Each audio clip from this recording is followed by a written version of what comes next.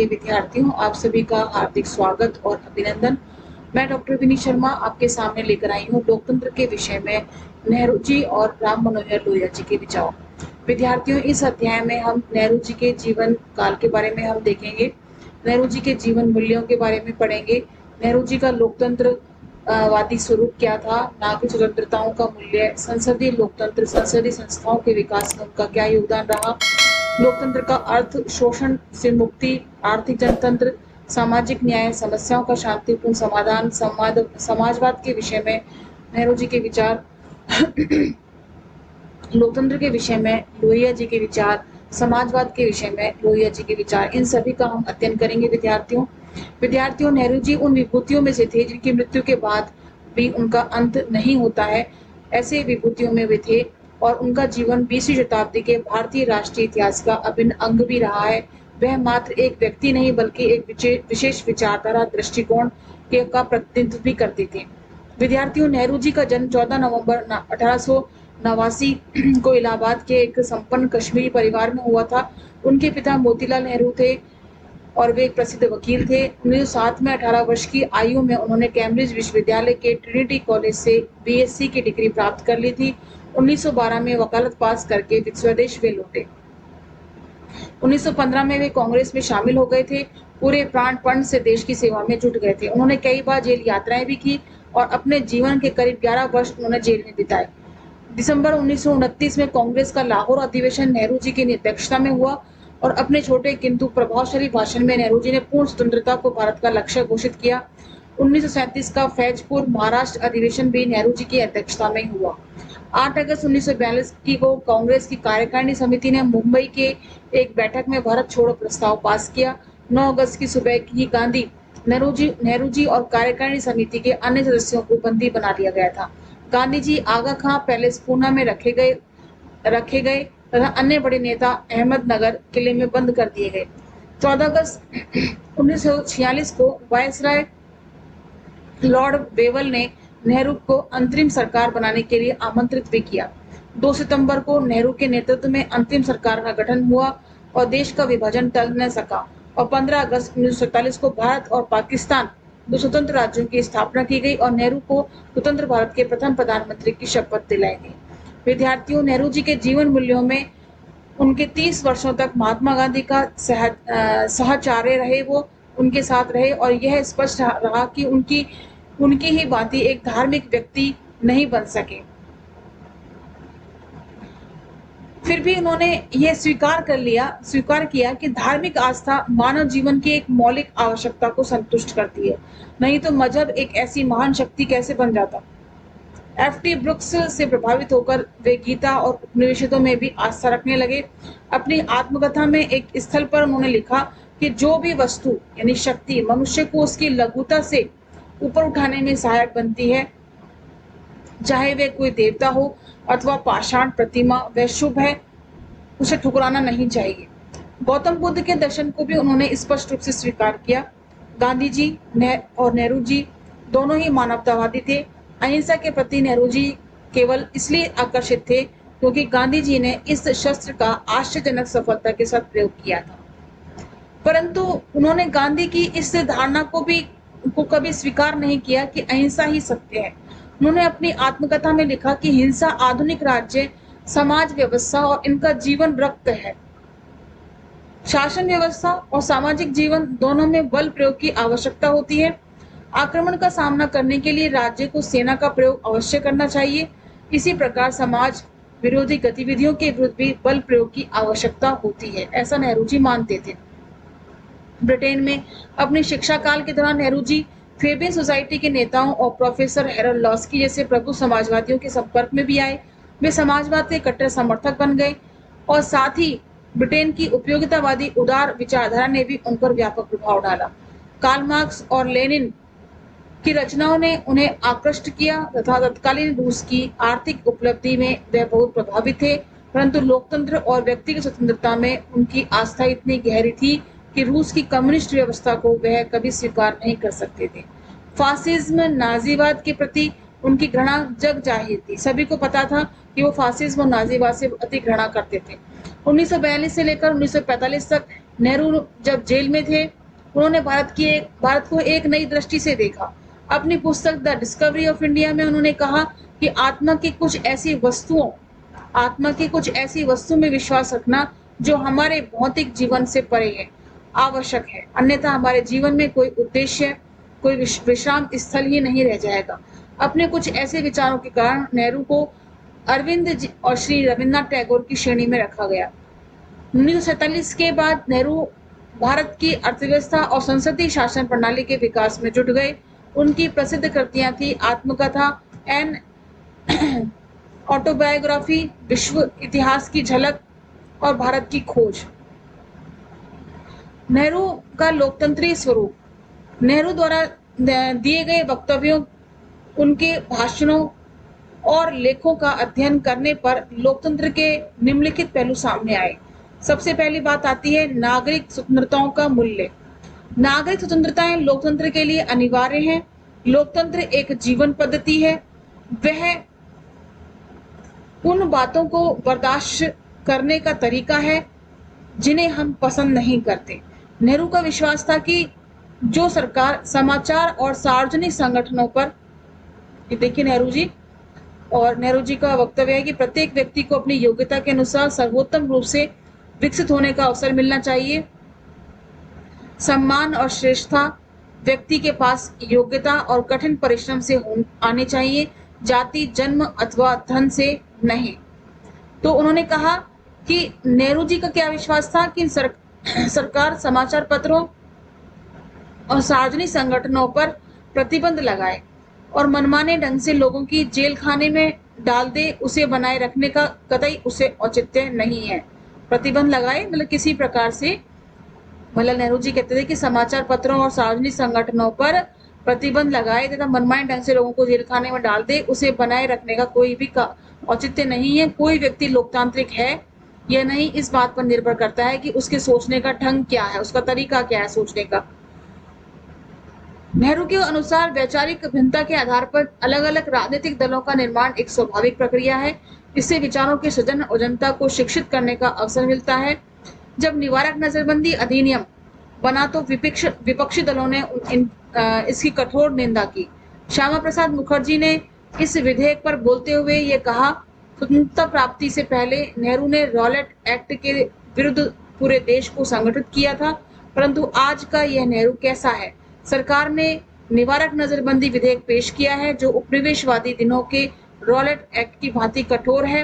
वास्तव में नेहरू इस विधेयक से ज्यादा प्रसन्न नहीं थे, परंतु सरकार चलाने के उनके व्यवहारिक अनुभव से उनके विचारों में कुछ परिवर्तन आ गया था। तो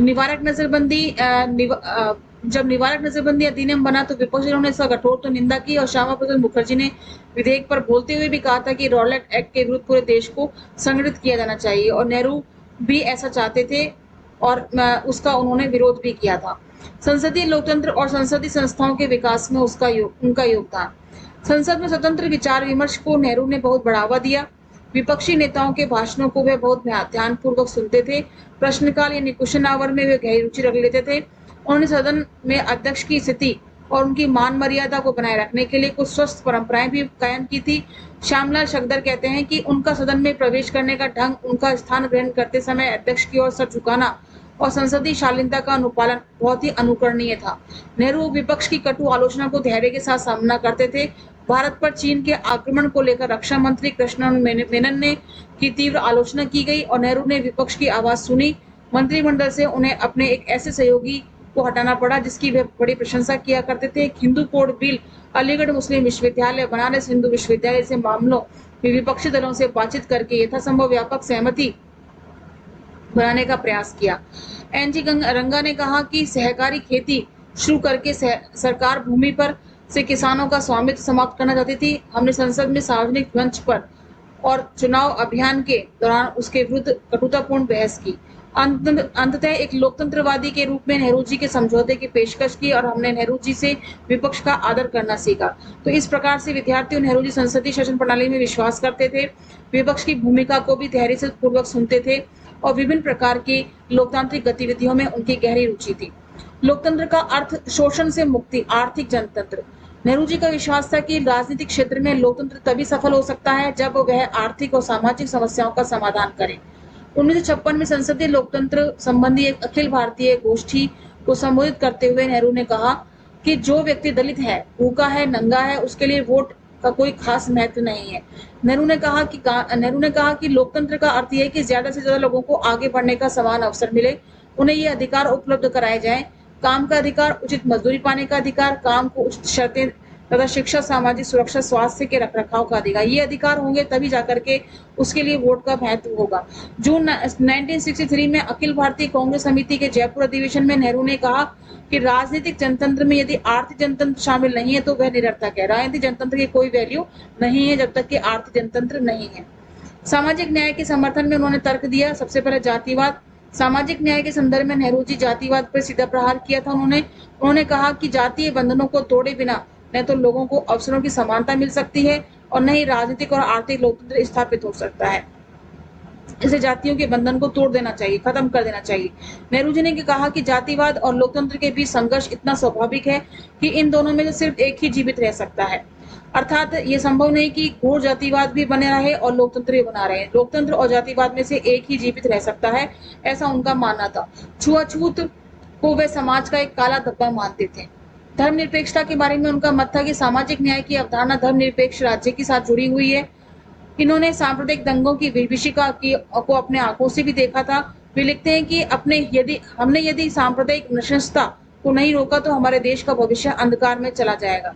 संविधान सभा में अपने एक भाषण में कहा, राजनीति और मजहब के घालम-घेल में राजनीति का रूप सांप्रदायिक बन जाता है, जो देश के लिए भी घातक है और बहुसंख्यक समुदाय के लिए भी घातक है। अल्पसंख्यक यदि इस तरीके से कोई लाभ उठाना चाहे तो उन्हें ये जानना चाहिए कि उनके लिए इससे ज्यादा हानिकारक और कोई चीज नहीं हो सकती। दूसरी बात, नेहरू जी ने एक ऐसे धर्मनिरपेक्ष राज्य का सपना देखा जिसमें सभी मजहब को, सभी धर्मों के पालन की पूरी आजादी होगी। उनका विश्वास था कि हिंदुओं और मुसलमानों के बीच कटुता आई, उसके लिए अंग्रेजों की बांटो और राज करो की नीति जिम्मेदार थी। फूट डालो और राज करो की नीति जो है वो काफी जिम्मेदार थी। उनकी एक दूसरी बड़ी वजह यह भी थी कि मुसलमान आमतौर पर गरीब है और साहूकार व जमींदारों ने उनकी गरीबी का अनुचित लाभ भी उठाया है।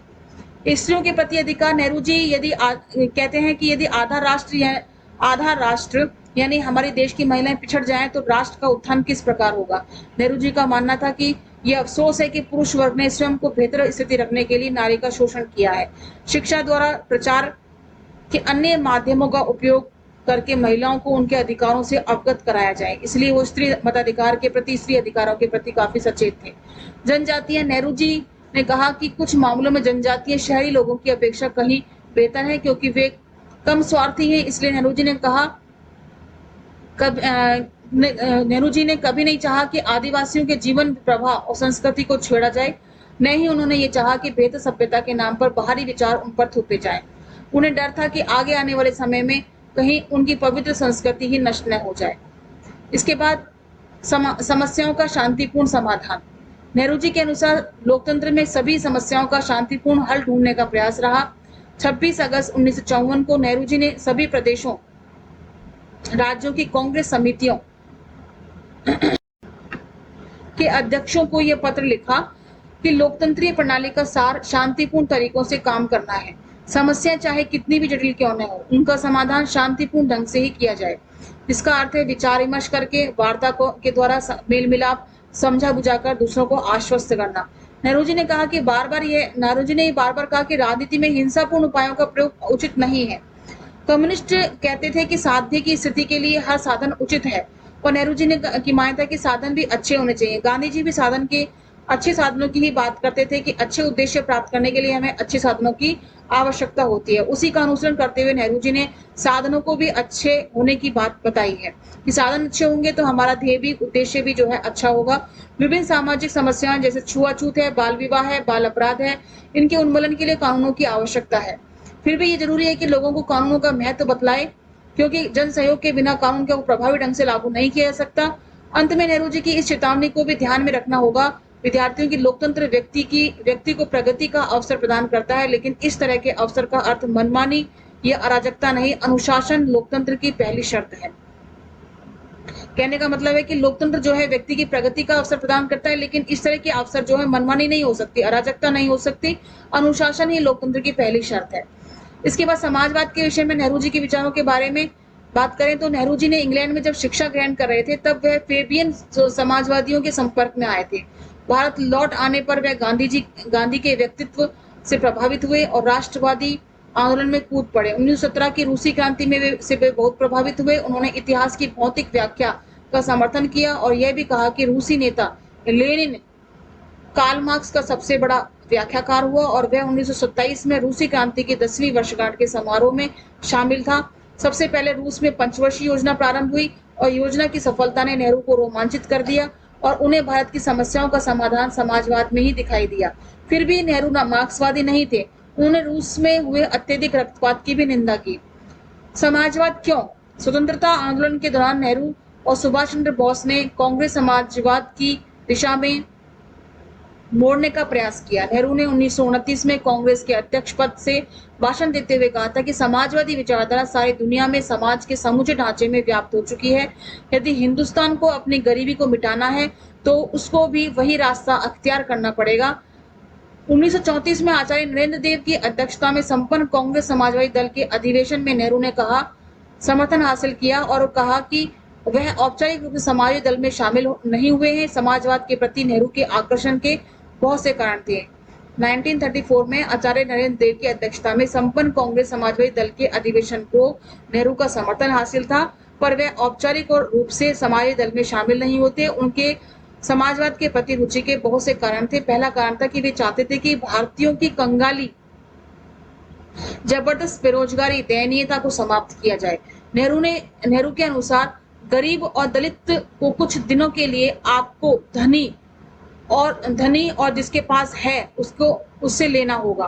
कुछ देने के लिए आपको धन जो है उससे जिसके पास है उसे लेना होगा और अमीरों पर टैक्स बढ़ाना हो चाहिए और गरीबों से बिल्कुल हटा देना चाहिए। ऐसी बात उन्होंने कही। दूसरी बात उन्होंने कहा कि देश के सामने जमींदार उन्मूलन की समस्या थी। नेहरू जी चाहते थे कि जमींदारी प्रथा की जगह ऐसी प्रथा होनी चाहिए कि परिवार के भरण पोषण लायक जमीन पर किसान का हक हो। जमींदारों की जमीन जब्त कर लेने के बाद उन्हें हर्जाना यानी मुआवजा दिया जाए, पर इतना नहीं कि पाने वाले को फिर से धनी बना दे। मतलब निश्चित मुआवजा, ऐसा मुआवजा होना चाहिए जो कि वाजिब हो। तीसरी बात उन्होंने कही कि मजदूरों की दयनीय स्थिति में भी वो बहुत द्रवित थे और उन्होंने कहा कि हमें श्रमिकों को संगठित होने की में मदद देनी चाहिए, हमें ट्रेड यूनियनों की सहायता करनी चाहिए। हर श्रमिक को कम से कम इतना वेतन जरूर मिलना चाहिए कि उसका जीवन निर्वाह हो सके। नेहरू जी ने यह स्पष्ट किया कि वे खूनी क्रांति या हिंसक उपायों के पक्ष में नहीं है। उद्योगपति बने रहें, पर उन्हें यह समझना होगा कि श्रमिकों की कुशलता बढ़ाने के लिए भी जो कदम उठाए जाते हैं उनसे स्वयं उद्योगपतियों का भी भला होगा। चौथी बात उन्होंने कही कि समाजवादी चिंतन का एक अंतर्राष्ट्रीय पक्ष है।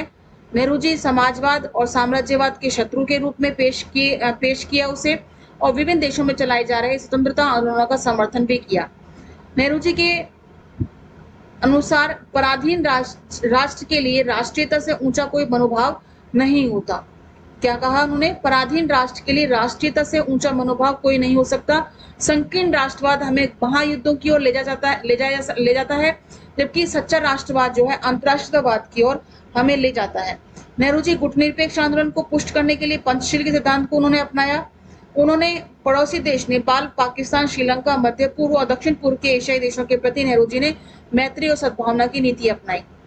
समाजवादी नीतियों का कार्यान्वयन करने का उन्होंने प्रयास किया। कांग्रेस ने 1950 के आवड़ी अधिवेशन में एक प्रस्ताव पास किया जिसमें कांग्रेस का लक्ष्य समाजवादी ढंग के समाज की स्थापना था। समाजवादी ढंग के समाज की व्याख्या करते हुए उन्होंने बताया कि ऐसे समाज में जातिगत, वंशगत, धर्मगत और लिंगगत भेदभाव नहीं बरते जाते और सभी इसमें समान होंगे, किसी के साथ किसी प्रकार का भेदभाव नहीं होगा। इस बात का विशेष ध्यान रखा गया कि देश की संपत्ति कुछ गिने चुने लोगों के हाथों में केंद्रित नहीं होगी, जबकि सभी के हाथों में समाहित होनी चाहिए। सभी को कम से कम उनकी मूलभूत आवश्यकताओं तक उनको पूरी करने की गारंटी जो है उन्हें दी जानी चाहिए। आजादी के बाद नेहरू ने अपनी समाजवादी अवधारणा को मूर्त रूप देने का प्रयास किया। सबसे पहले उन्होंने उत्पादन प्रणाली के लिए पंचवर्षीय योजनाएं शुरू करी जो कि हमने रूस से ली थी, सोवियत संघ से ली थी। उसके बाद औद्योगिक नीति के अंतर्गत सार्वजनिक क्षेत्र को महत्वपूर्ण बनाया। ऐसे उद्योगों को एक अलग श्रेणी में बनाया गया जो पूर्णतः सरकार की जिम्मेदारी माने गए और धीरे-धीरे सरकार के कार्यक्षेत्र में उन्हें लाया गया। परंतु औद्योगिक ढांचे इसमें उदारता लाने का भी प्रयास किया गया। निजी उद्योग धंधे बखूबी चले, इसकी व्यवस्था भी की गई। इसलिए भारत की अर्थव्यवस्था को मिश्रित अर्थव्यवस्था कहा गया, जिसमें पूंजीवाद और समाजवाद दोनों ही अर्थव्यवस्थाओं के लक्षण देखने को मिलते हैं। ऐसी मिश्रित अर्थव्यवस्था को नेहरू जी ने अपनाया। तीसरी बात उसमें आती है कि भूमि सुधार कानूनों के द्वारा किसानों को उस भूमि का मालिक बनाया गया जिसकी वे जुताई और बुताई करते थे। मतलब जो किसान जिस भूमि की जुताई करते हैं, बुवाई करते हैं, उसके लिए उस भूमि का उसको मालिकाना उसको हक दे दिया गया। चौथी बात उन्होंने कही कि न्यूनतम मजदूरी अधिनियम 1948 द्वारा श्रमिकों को न्यूनतम मजदूरी लागू करने की व्यवस्था की जाए, जिससे कि वे अपना भरण पोषण, मूलभूत आवश्यकताओं को पूरा कर सकें। पांचवी बात उन्होंने बताया कि समाज के दुर्बल और सामाजिक आर्थिक दृष्टि से उपेक्षित वर्गों को अधिकार संपन्न बनाने के लिए बहुत से कानून बनाए, जैसे कि छुआछूत के खिलाफ कानून, संसद, विधानसभाओं और सरकारी सेवाओं में आरक्षण संबंधी कानूनों का भी उन्होंने लागू किया। नेहरू जी साम्यवादी व्यवस्था के दोषों से अनजान नहीं थे। नेहरू जी ने इस मार्क्सवाद का अंधा समर्थन नहीं किया। वे उस तरह की साम्यवादी व्यवस्था के बिल्कुल पक्ष में नहीं थे जिसमें सरकार सर्वशक्तिमान होती है। वे व्यक्ति स्वातंत्र्य में विश्वास रखते थे। नेहरू का समाजवाद राष्ट्रीयता के साथ साथ विकसित हुआ था और उस पर गांधीवादी नैतिकता का स्पष्ट छाप देखने को मिलता है। इसलिए उन्होंने कम्युनिस्ट रूस में दमनकारी नीतियों और हिंसा को कभी स्वीकार नहीं किया। उनका विश्वास था कि शांतिपूर्ण उपायों द्वारा आवश्यक आर्थिक परिवर्तन लाए जा सकते हैं। जहां शांतिपूर्ण उपाय उपलब्ध हो और स्वतंत्र वयस्क मताधिकार हो, वहां हिंसा द्वारा समाजवाद लाने की चेष्टा करना सर्वथा मूर्खतापूर्ण है। इसके साथ ही विद्यार्थियों, ये अध्याय नेहरू जी का समाजवादी और लोकतांत्रिक दृष्टिकोण यही समाप्त होता है। अगले वीडियो में हम लोकतंत्र के विषय में डॉक्टर लोहिया के विचारों को स्पष्ट रूप से देखने का प्रयास करेंगे। तब तक के लिए हम आपसे विदा लेते हैं। नमस्कार।